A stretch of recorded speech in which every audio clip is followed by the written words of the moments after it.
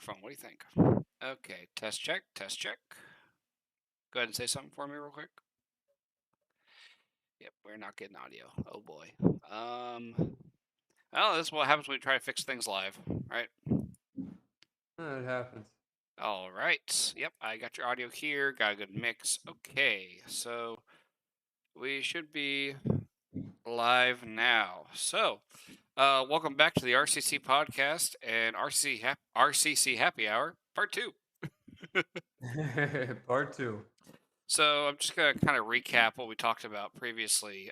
We discussed kind of well at a at a what was it, a golf range. You were discussing some of the tools that you've used and kind of some of the mindset that you have to have.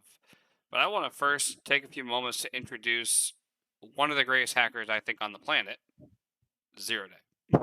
Hey guys, nice to meet you. So I know that everyone sees your success and they want to reach for the stars, and I absolutely support that. I want to see people reach forward and grab life by the, you know, I'll just leave that uncensored there for a moment, but just grab life where it hurts and hang on and reach for that pinnacle of success. But they don't see the process that got you there. So where did you start? So, I spoke about this a little bit last time, but I wanted to bring it up again. So, back about 17 years ago, there was dial-up internet, meaning you couldn't be on the phone and you couldn't be and you couldn't be on the internet at the same time. So that a lot of people that are younger don't even know that that was a thing. But back then there was, you had to dial up, you had to get on the internet. You were using AOL's browser. You were speaking through AOL Instant Messenger. They called it AIM, and there was little groups of communities that were into hacking. And back then it was primarily software and phone hacking. So at that time, the communities I was a part of were primarily black hat, you know, releasing key generators or cracked versions of software, but I had no clue what they were doing. Uh, like literally no idea. But I love what they were doing, and I had people to ask. I asked the questions to, and I wasn't afraid to ask those questions. The, I'm going to get back on that in a second, but the difference between now and then is now when you have a problem, you can Google it and you may get 20 results, with detailed instruction on how to exploit a specific thing or enumerate a certain thing or how something works bare minimum. Whether it's not always about using someone else's exploit. It's about you know reading documentation and sometimes just abusing the native functions of an application, and those themselves can sometimes be dangerous. So they didn't have that back then, and now you know I I I mean I spend almost every day hacking computers in one way or another, whether it's web applications or CTFs or IoT devices, whatever it is. But back then, I was very limited what I could do. And I was once that kid, in the chat rooms and the IRC chat rooms and asking a million questions, not knowing how to use Windows, not knowing how to use Linux. But Same. exactly, I was just, I probably tortured these people with questions. And when I say people, I mean, probably a couple hundred people that were in the community at that time. And a lot of them, well, not a lot of them, but a lot of them somewhat, I guess, are in the community now, and they kind of like pick their place. A good example of that would be a guy, Robert Moore. Robert Moore is a lesser known individual, but has done one of not just one, but many of the first at least publicized exploits on voice over IP systems and what is it? He was cloning modems, but he was also hacking. I think it was Comcast uh, cable TV. I think, yeah, Comcast cable boxes. Yeah, it And was. I looked it up real quick. It was VoIP through the Comcast network. right, so he did a ton of things. Rob ended up, helping me out a ton as a kid. He was one of my closest friends, in my early stages of hacking, um, Rob ended up going to federal prison. He did 2 years. His business partner, who was involved in the black hat scheme they were doing, I believe is still in prison. Rob actually got the bad end of the stick. Rob ended up with about 20,000. His business partner ended up with a couple million, and then he fled the country when Rob got arrested, and his business partner told on him. So, but now Rob is a white hat ethical hacker who has a baby. He's changed his entire life. But without that guy, without me asking questions, him plus many others, I'm using him as an example. But without the knowledge I gained from those people, I wouldn't be sitting here today on a podcast. Um, it's about asking questions and digging in when you need when you want to learn something. It's not just going to come to you. I believe like if you're an artist, you may not be creating the Mona Lisa as your first painting, but some people are just born with the ability to draw. Um, some people are born with the ability to have logic too, and I think that's required to be a hacker. But I think that you're not born with you know how to exploit software. Yeah, You have you're you not. have to research that. It's not inherited genes. Yeah, it's not an innate skill that you're born with, but I do think for sure you can have a proclivity towards being able to problem solve very, very quickly. And that's where I kind of Exactly. want to bring up Google Dorking, which is something that you did not have access to when you were in your formative years in this Yeah. process. Yeah, I had a tool when Google was, first started to become popular. I did have a tool that automated Google dorking, and then it found SQLI and automatically tried to exploit the SQLI. So it would take the Google dorks in from a text file. It would use a ton of proxies because Google even then blocked spam. Are you talking about And Search Diggity? huh? Are you talking about Search Diggity? I don't remember the name of it, but if that tool took a text file full of Google Dorks and then scanned them and looked for SQLIs and then tried to automatically import them into a program called Havij, then that would be it. No, I'm thinking of a different program, but please continue. Sorry. Yeah, that was a good one, but Google Dorking now is a whole different animal. I mean, you could like I'll do I'll look right now for an example, but if I just did site FBI.gov. It's going to give me everything on Google that's on the FBI's, on FBI.gov. They have a bug bounty program, by the way, so you're welcome to try this. Um, Another thing that you could do is inside of that, you could do file type. So let's say I did FBI site colon FBI.gov. Then I did file type, one word, colon PHP, and I hit enter. Now I'm getting anything that's FBI.gov with a PHP file extension. Which Um, easily opens up a bunch of opportunities if you can get yourself a foothold. exactly. So you can use. I mean, there. I can. Let me see if I can link this, or I can give it to you. I have a list of them I can give you. Sure. You can send it to me via Discord, and I'll link it in the description of the video. But I just want to also say I don't have we're a website. Here's my GitHub dorks, which are the most dangerous, and then I'll give you my Google dorks list. most dangerous. Yeah, I cannot disagree with that. Yeah, the GitHub one could get you in trouble, so be careful, guys. Yeah, you don't want to end up on a list. I have been there at least once. Yeah, you do not want to get wrapped up in that because of with GitHub, chances are you're going to access somebody's server or whatever it is, unauthenticated or not unauthenticated. I'm sorry, not I can't even catch my words. Without permission, whatever we want to call that. Yep. So be careful with the GitHub dorks because it's very easy to end up in someone's server. The Google dorks are more for enumeration and recon. So you can end up in somebody's, open a directory they forgot to put an index file in, or you could find databases that have no password. I mean, there's a ton of things to find, but there's a big difference in my experience from the GitHub dorks to the Google dorks. Talking about Google Dorking, I used to remember that there was a default string that you could search for in Google where you can get just lists of exposed file systems. I don't remember the exact string, but it was usually involved Apache or NGINX.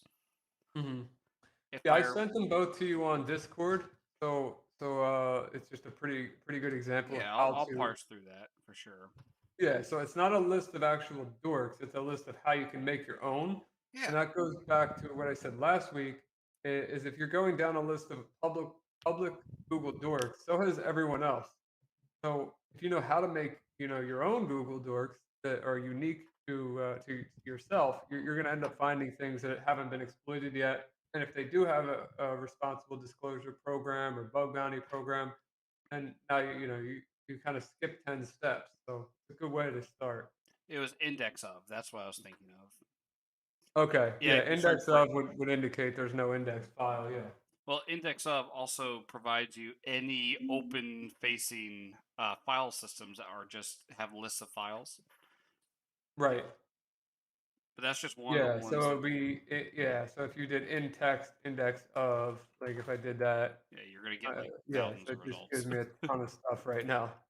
People don't secure their servers. It's not our fault. Yeah, yeah, But Google's this gonna leads, scrape, you know? yeah, That's just but how this it leads works. to the next step that I wanted to actually cover was the last step of any engagement. If you're on the red team, is exfiltration if it's part of the scope. And Okay. as everyone knows, it takes one. It takes one bad actor, at the very least, to get that data out to someone who it shouldn't be.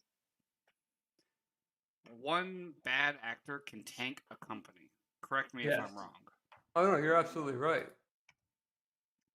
I mean, I guess what type of, I mean, exfiltration in general, I understand the question, but what type of exfiltration are you specifically talking about? I mean, the most common is usually through HTTPS nowadays, but you also have the classic through DNS or just straight up a file transfer through FTP or STP. Exactly. I like there's a pretty cool way. It was in an IPSec video, I believe, but there's a way that you can send a file that, let's say a system is completely locked down. Hmm. You're in a Docker container with nothing. The bare minimum. You can actually send 4 bytes of data per ping, like an ICMP request to yourself, and reconstruct the file with pings. And Didn't they get a reverse shell that way at one point? I remember reading I'm about that. not I'm not sure, but let me see. That so basically it would be you would be using XXD, and then you'd be telling it 4 bytes, and then you would put the path to the file, and then you would just do a while read line on the dump, Hmm. and then you would ping it with the count as 1 on the specific line to your remote IP to, like, where you'd be receiving it, Right. and then you would start the loop. So it would just go line by line of the hex dump, and each Eventually, you'll ping would have a have 4 file. bytes. What'd you say? Eventually, you'll have a file. Yeah, eventually. It might take a while, but you'll have a file eventually.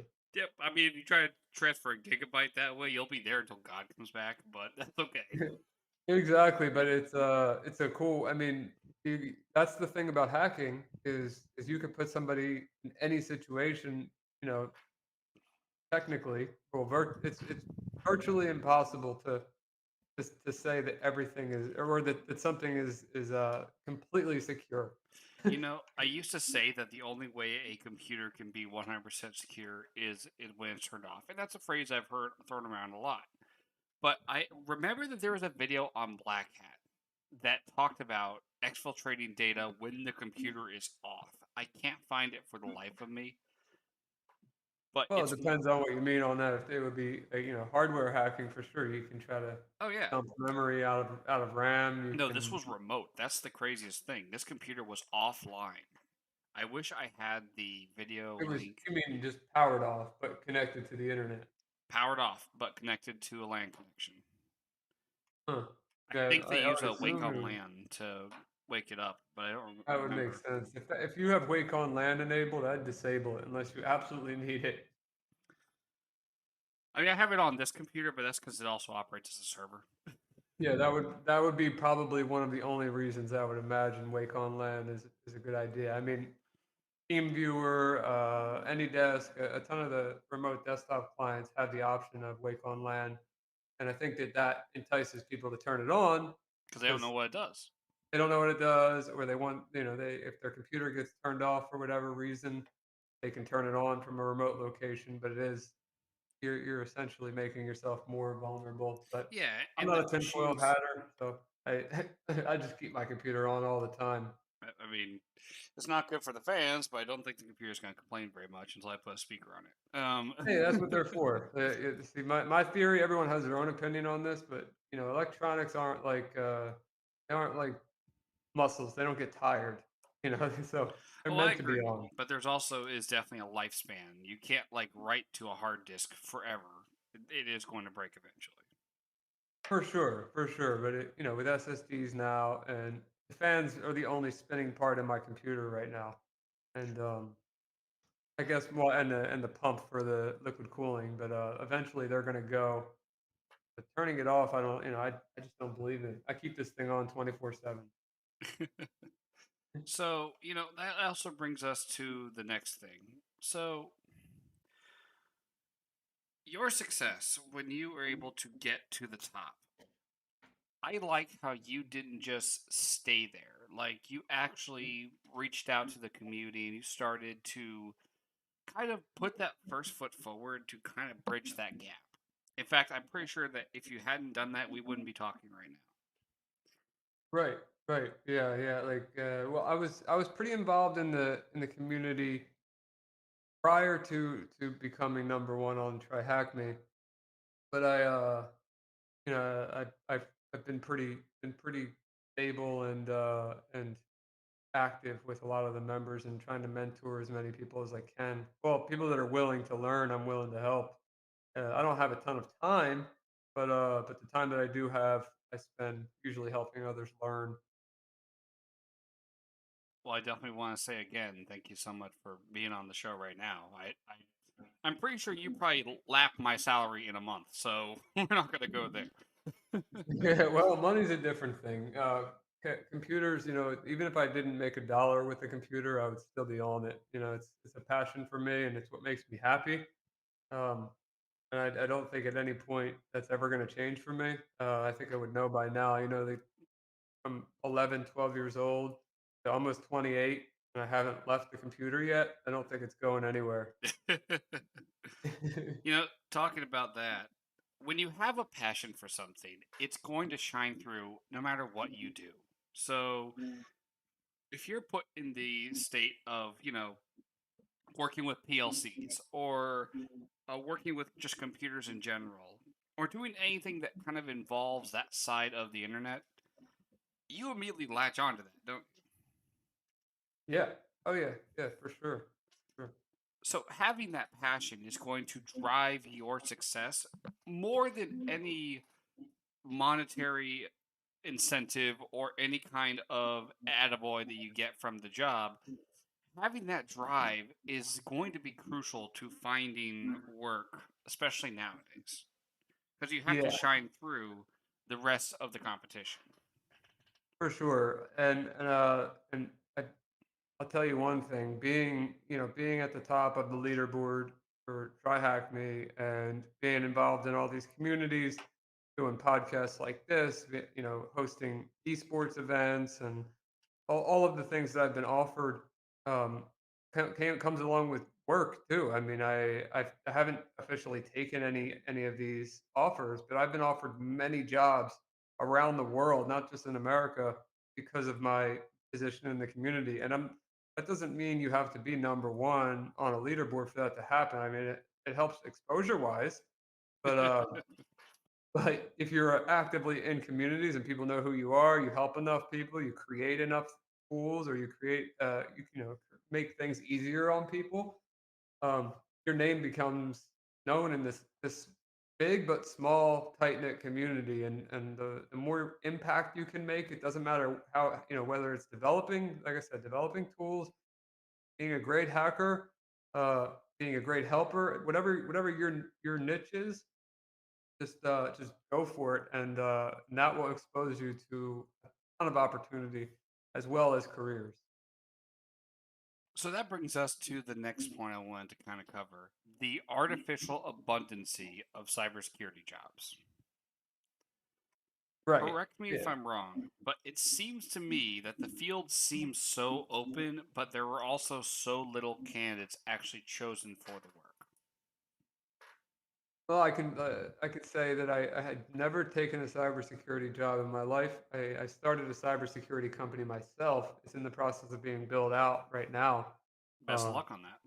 Thank you. And I can say that from all of my friends, a ton of them work in cybersecurity, and one of them is you. Um, so I'm sure you can also speak on this, but uh, uh, it, everybody gets this, I guess, this impression that you get the OSCP, you learn CTFs, you're going to get a job, and it's really, to my knowledge, not the case. It's a lot of who you know and how you present yourself and what you've accomplished, and then maybe your certs come into play a bit, but I haven't really seen that being much of a deciding factor in the career or the employer's eyes.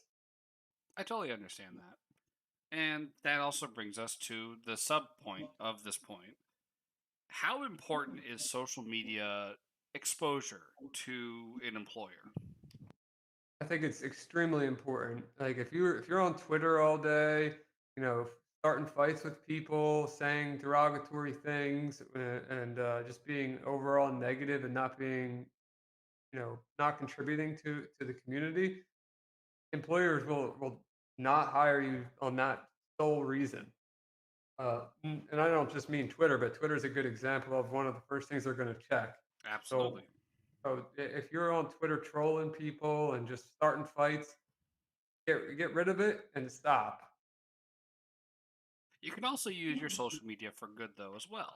I mean, I'm not trying to point myself as a shining example, but a lot of my posts on LinkedIn, for example, are all about cybersecurity and security awareness and just kind of some feel good stuff, keep on trying, keep on pushing. If you use your social media for good, you can do a lot more impact than most people think. What do you think of that? Oh, I totally agree. I don't know how much you know about my social media presence, but I don't really have the biggest one in the hacking world yet. I've just focused my Twitter, and I started it maybe 3 months max, and I'm starting to get a couple followers, but I have another complete following for inspirational quotes and business on Facebook and Instagram, which have nothing to do with hacking whatsoever. Yeah, you have like a Um, split personality in terms of yeah, yeah, it's really odd. I mean, Facebook, I get from some months it's 12 million, some months it's 30 million engagement or impressions engagement per month on my analytics, and none of it is hacking content at all. Twitter, I've been getting like from 500 to 1,000 retweets on things, which is pretty good. But I'm used to Facebook, where I'm getting like 70,000 shares, millions of views, but it has nothing to do with hacking. So I got to find a balance between the two personalities here. absolutely. And to be fair, they kind of do go hand in hand. You can't have one without the other. I guess, yeah, yeah. I have to figure out how to split them up, but also combine them without it being weird. Because I know that I looked at my demographic, and my demographic is so diverse. I mean, I have like a ton of women over 60 that follow me, um, which is like, what am I gonna? Nothing against 60-year-old women, but not many of them are gonna want to see my overlay FS exploit. Yeah, that's probably not going to be something on their radar. But I could also definitely see the security awareness kind of coming through there a bit, though, as well.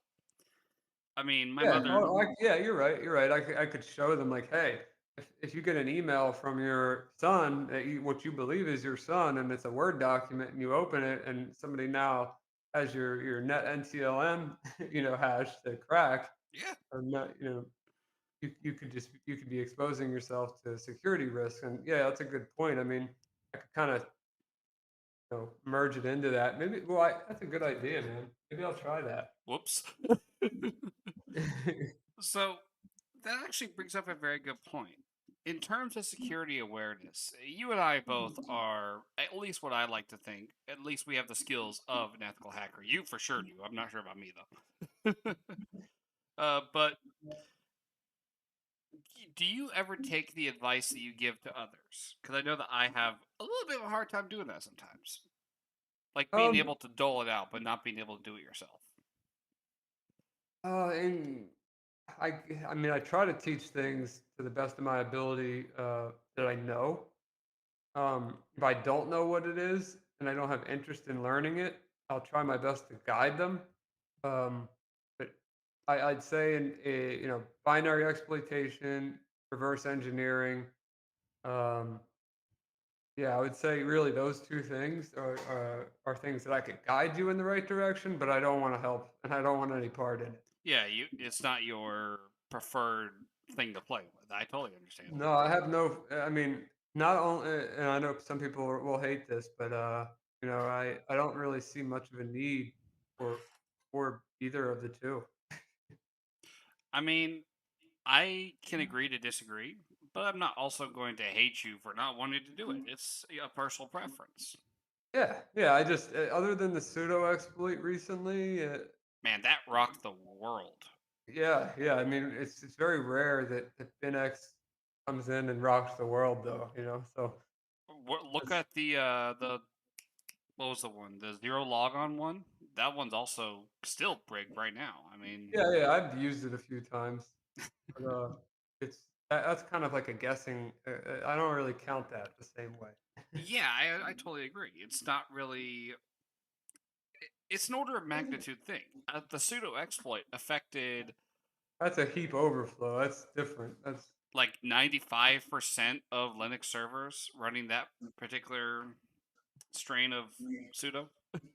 yeah. Which I think it was 10+ years of pseudo versions that are all vulnerable. Wow, I didn't And even now there's realize a that new one. I'm not sure if you're aware, but there's a new Ubuntu exploit, kernel exploit that came out last week.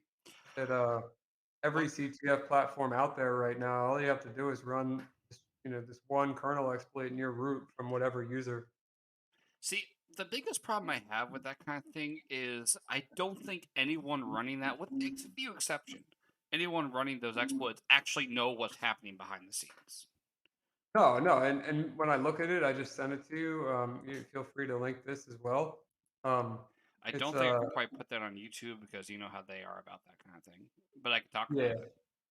Well, yeah, I can look at the code here and I can see it's a bunch of you know, let's see here what it, yeah. So it's using the entire kernel directory and it's writing a ton of stuff that I don't understand. So this goes into the BinX reverse engineering stuff, but it is, and I know it's an overlay FS exploit, but I don't technically understand it either. And I could read the code and understand what happened, but I don't think I could reproduce it. Like if you said write it in Python, I You'd couldn't look do at it. me thinking I'm crazy. Yeah, I couldn't do it. And that's fair enough. I mean, I really think part of being able to be that ethical hacker, that kind of that person that people worry about in the middle of the night, because you're the one knocking on the porch. You're the one who is exploiting your way through the systems, provided, of course, that you have permission. Yeah, But having that kind of air of superiority in a way, like you and I and a whole bunch of people in TryHackMe, if you put us up against, like a normal computer user, which again, normal is such a non-usable term now because the expanse and experience of various people is so varied. yeah, yeah. Agreed. But knowing how to exploit a system, I think you would be more equipped with being able to defend that system, right? Yeah, yeah, for sure. I guess in a way, yes. I mean, there's red team, there's blue team, there's purple team. There's a ton of different teams out there. Blue team is not something I prefer, but I guess in a way, if I know how to exploit it, I know how to prevent it. My prevention might not be the best, but I can figure out a way to stop it. It's just not my specialty. So, putting aside the hacking thing for just a second here, let's talk about you yourself. Like, we've talked about how you got your start, but part of the hardest part of keeping going on something like this in hacking is keeping that fire going. So, what do Yeah. you do to kind of keep that sword sharp and keep that desire and drive forward rather than backward? Okay, that's well. I'll tell you, it's a pretty simple answer. Whether I flood a box or you know, or from just working on it after the fact, just getting access to it, finding out finding things out that I haven't done before, and getting that rush of of learning or using something that I've known in the past, and I've identified it. It's almost it's like a drug to me, and I brought that up before, but it feels it's like a rush. It's an artificial high almost. Yeah, yeah, yeah, yeah. It really is. And I would do it whether I was anonymous or not. It's just something I personally enjoy. I don't do it for people to look at me and say, "Wow, he's so fast," or "He's so good at this." I would do this anonymously too, and still have just as much fun. And to that end, I definitely want to say when I first got on Try Hack Me, I seriously thought your account was just a bot, which was just sniping the boxes before anyone could get to them. So full disclosure, I actually thought that you were just a very well programmed, uh, you know, pseudo AI taking over Try Hack Me. Yeah, well, a lot of people have asked me how do you do the boxes so fast, and it isn't always the case. I'm not always completing a box in 20 minutes. It just depends on how easy or hard the box is. But I do have the advantage, which really I feel like everyone should. If they're asking me that question or they're mad that I routed it before them, Get well then good. start at the same time. You know, it's Yeah, they release boxes at the same exact time 3 times a week.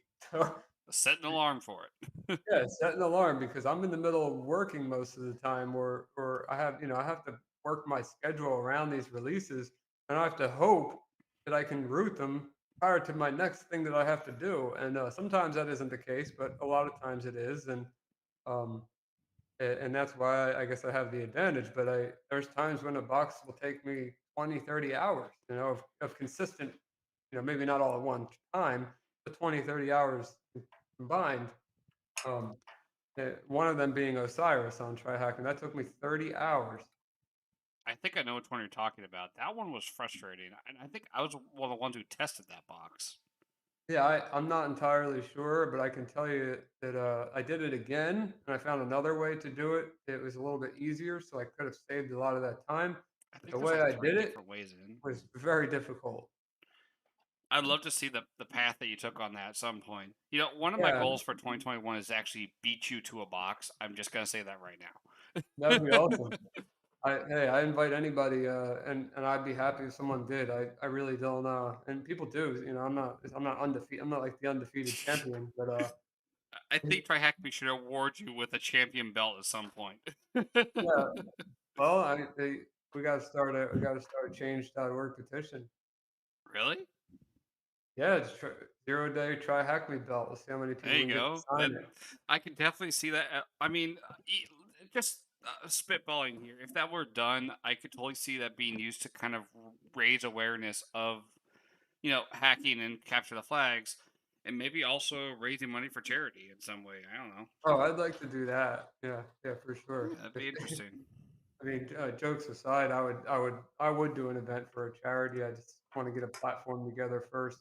I'm in a weird limbo state where almost everyone in the community knows who I am, but I don't have a platform to make content on yet. So I Yeah, need to kind of break out of that shell. yeah, they know who you are, but they don't know who you are either.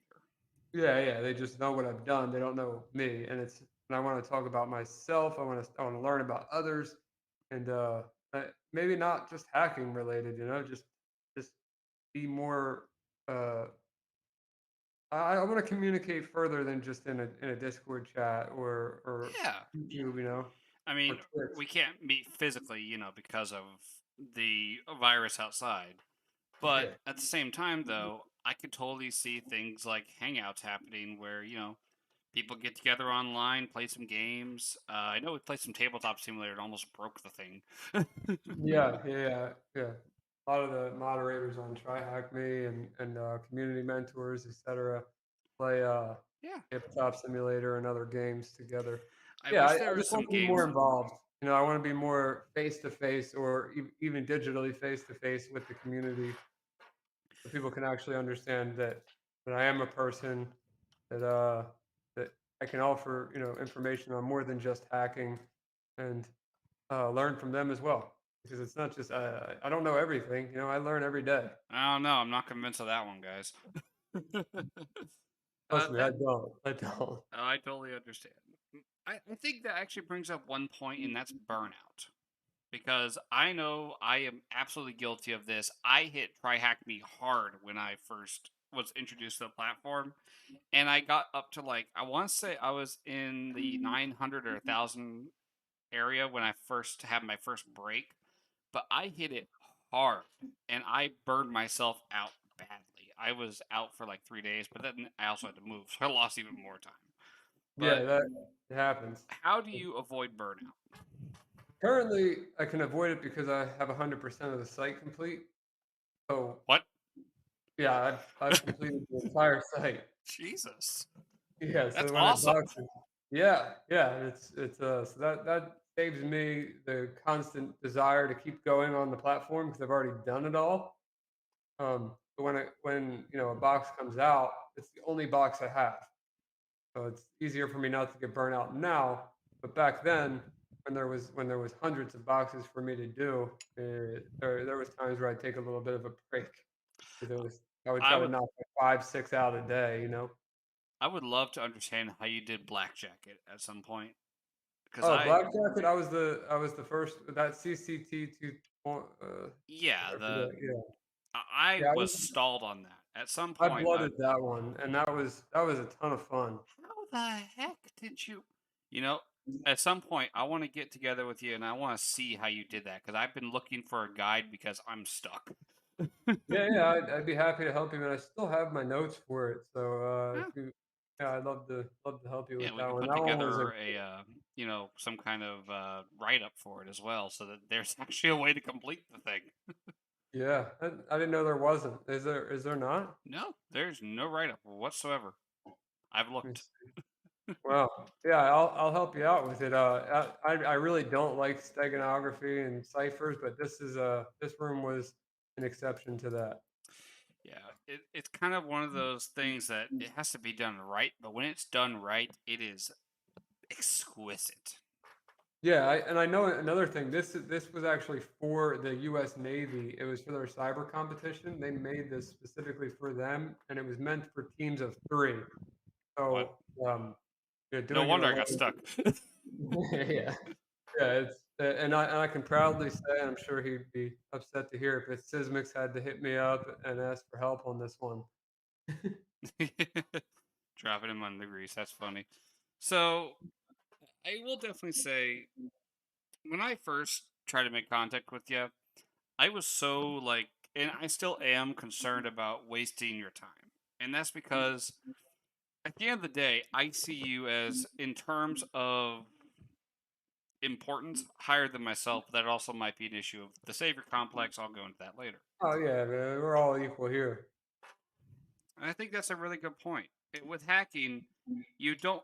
It doesn't matter what station, what rank, or where you start. Doesn't matter because only skill will win out. Yes, You can't agreed. buy your way to the top, and that's one No, of the greatest things. No, you cannot buy your way to the top. It's about hard work and learning. How many years do you think you put into this, if you had to estimate? Well, CTF's only a little over a year, but hacking, like I said, about 17. It's just a lot of time, isn't it? Yep, a lot of time, and a lot of the things that I know are not relevant anymore. But I think it may have shaped a way of thinking that helps me understand newer things. Yeah. And I think one of the greatest things is hanging on to that whimsy of wanting to keep going because every day that landscape changes. Yes, every day. I wake up every morning, I open up my browser on my phone, and there's 5 articles about either exploits or breaches or this or that. And it's every day something's different or changed. And this kind of falls back to the question about the entry level cyber jobs to a Yeah. point.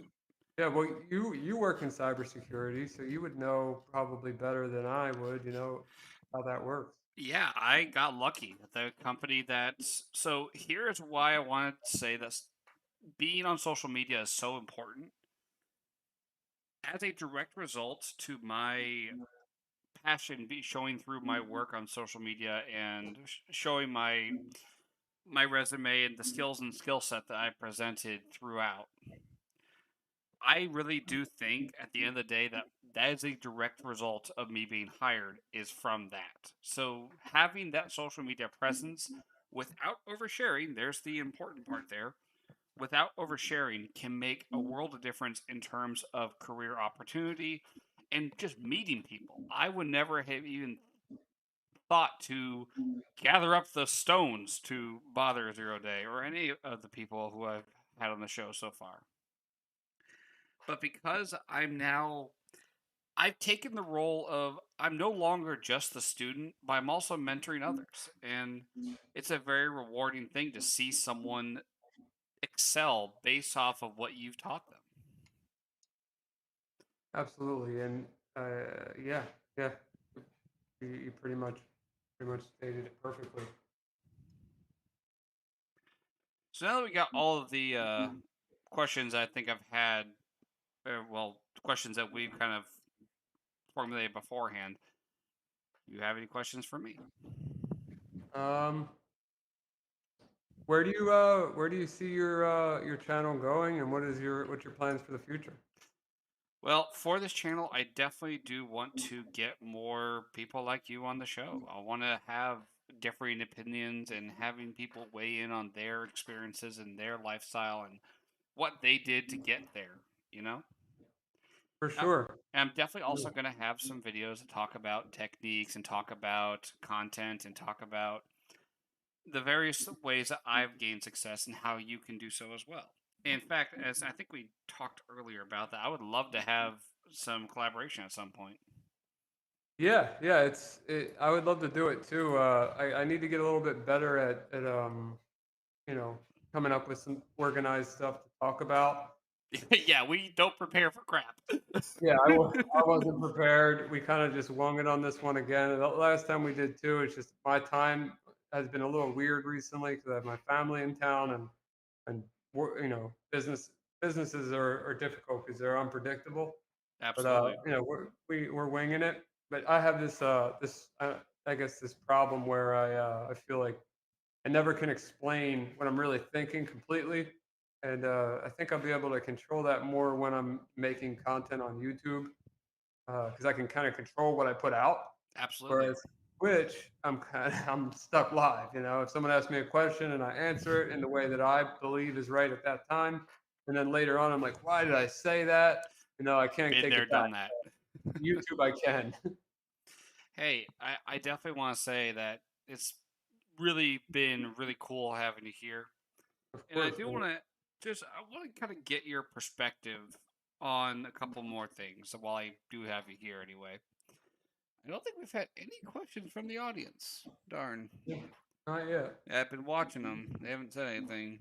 We're here, guys. Y'all can ask questions. I promise. We don't bite. So, people look to cyber and they see dollar signs. And while I definitely say that the salary I'm getting is pretty nice, I really think that if you have a passion for something and are not just doing it for the dollar signs, you're going to have a much better career trajectory. Yeah, yeah. Like I said earlier, if you don't have passion in this industry, then you probably should be doing something else.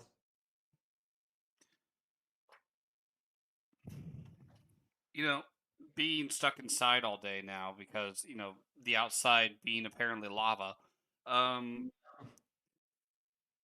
this is a great time for anyone who wants to get involved in cyber to start that first step. I mean, Try Hack Me is a free platform for 90% of the content, something like that. Yeah, 80%. 80% of the content is completely free for those who want to peruse it. And I think I mentioned this already to you before, I also have a giveaway on my LinkedIn for a Security Plus voucher. Yeah, So yeah. if Let me see. you want, Let me top that up real quick. I'll share it. sure, I can do that for you. So if you want that voucher, I have the link here. I'm going to send it to you right now. I have Yeah, I'll that link share it. here. Here, I'm going to pop it over to your, let's see here, copy link. And where is your, see, this is why we should prepare better.